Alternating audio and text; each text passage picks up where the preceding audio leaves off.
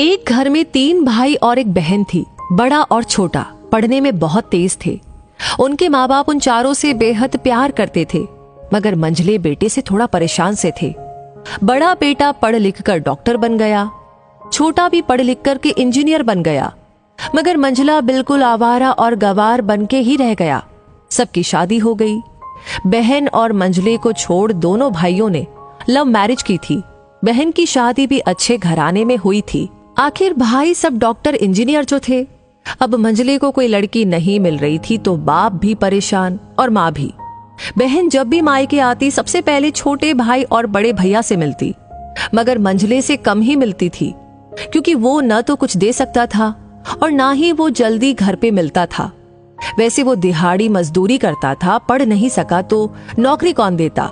मंझले की शादी किए बिना पिताजी गुजर गए। माँ ने सोचा कहीं अब बंटवारे की बात न निकले, इसलिए अपने ही गांव से एक सीधी सादी लड़की से मंझले की शादी करवा दी। शादी होती ही न जाने क्या हुआ कि मंझला बड़े लगन से काम करने लगा। दोस्तों ने कहा, ए चंदू आज अड्डे पे आना। चंदू ने कहा, आज नहीं फिर कभी। अरे तू शादी के बाद तो जैसे बीवी का गुलाम ही हो गया है। अरे ऐसी बात नहीं है, कल में अकेला एक पेट था तो अपनी रोटी का हिस्सा कमा लेता था, अब 2 पेट है आज, कल और होगा। घर वाले नालायक कहते हैं मेरे लिए चलता है, मगर मेरी पत्नी मुझे कभी नालायक कहे तो मेरी मर्दानगी पर एक भद्दी गाली है, क्योंकि एक पत्नी के लिए उसका पति उसका घमंड, इज्जत और उम्मीद होता है।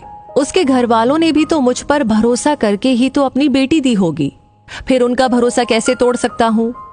कॉलेज में नौकरी की डिग्री मिलती है और ऐसे संस्कार माँ बाप से मिलते हैं।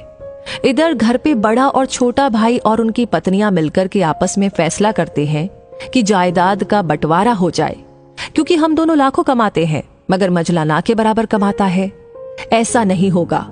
माँ के लाख मना करने पर भी बंटवारे की तारीख तय होती है। बहन भी आ जाती है, मगर चंदू है कि काम पे निकलने के लिए बाहर आता है।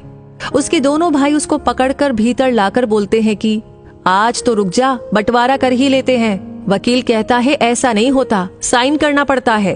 चंदू ने कहा, तुम लोग बंटवारा करो, मेरे हिस्से में जो देना है दे देना, मैं शाम को आकर के अपना बड़ा सा अंगूठा चिपका दूंगा पेपर पे।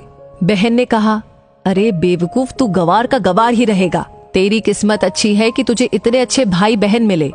माँ ने कहा, अरे चंदू आज तो रुक जा, बंटवारे में कुल 10 बीघा जमीन में दोनों भाई 5-5 रख लेते हैं और चंदू को पुश्तैनी घर छोड़ देते हैं। तभी चंदू जोर से चिल्लाता है, अरे फिर हमारी छुटकी का हिस्सा कौन सा है। दोनों भाई हंसकर बोलते हैं, अरे मूर्ख, बंटवारा भाइयों में होता है और बहनों के हिस्से में सिर्फ उसका मायका ही है। चंदू ने कहा, ओह शायद पढ़ा लिखा न होना भी मूर्खता ही है। ठीक है, आप दोनों ऐसा करो, मेरे हिस्से की वसीयत मेरी बहन छुटकी के नाम कर दो। दोनों भाई चकित होकर बोलते हैं, और तू। चंदू माँ की ओर देख के मुस्कुरा के बोलता है, मेरे हिस्से में माँ है ना। फिर अपनी बीवी की ओर देखकर बोलता है मुस्कुरा कर, क्यों चंदूनी जी, क्या मैंने गलत कहा। चंदूनी अपनी सास से लिपट कर कहती है, इससे बड़ी वसीयत क्या होगी मेरे लिए कि मुझे माँ जैसी सासू मिली और बाप जैसा ख्याल रखने वाला पति। बस यही शब्द थे जिसने बंटवारे को सन्नाटे में बदल दिया। बहन दौड़कर अपने गंवार भैया से गले लगकर रोती हुई कहती है, माफ कर दो भैया मुझे, क्योंकि मैं समझ ही नहीं सकी आपको। चंदू ने कहा, इस घर में तेरा भी उतना ही अधिकार है जितना हम सभी का। बहुओं को जलाने की हिम्मत किसी में नहीं होती, मगर फिर भी जलाई जाती है, क्योंकि शादी के बाद हर भाई हर बाप उसे पराया समझने लगते हैं। मगर मेरे लिए तुम सब बहुत अजीज हो, चाहे पास रहो या दूर। माँ का चुनाव इसलिए किया ताकि तुम सब हमेशा मुझे याद आओ, क्योंकि ये वही कोख है जहाँ हमने साथ साथ 9-9 महीने गुजारे हैं। माँ के साथ तुम्हारी यादों को भी मैं रख रहा हूँ। दोनों भाई दौड़कर मंझले से गले मिलकर रोते रोते कहते हैं, आज तो तू सचमुच का बाबा लग रहा है। सबकी पलकों में पानी है, सब एक साथ फिर से रहने लगते हैं।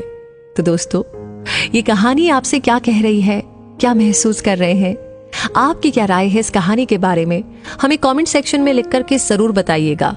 लाइक कर दिया है तो इसे शेयर करना बिल्कुल ना भूले। साथ ही साथ आपका प्यार मोहब्बत ये हमें देते रहिए, क्योंकि ये हमारे लिए है असली मोटिवेशन। वैसे ये कहानी आपको हमेशा मिलती रहे, हर नोटिफिकेशन आपको सबसे पहले मिले, उसके लिए जरूरी है आप इस पेज को फॉलो करें। तो नहीं किया है तो तुरंत कर लीजिए। मिलूंगी बहुत जल्दी ही ऐसी कहानियों के साथ, तब तक के लिए आपसे कहूंगी धन्यवाद।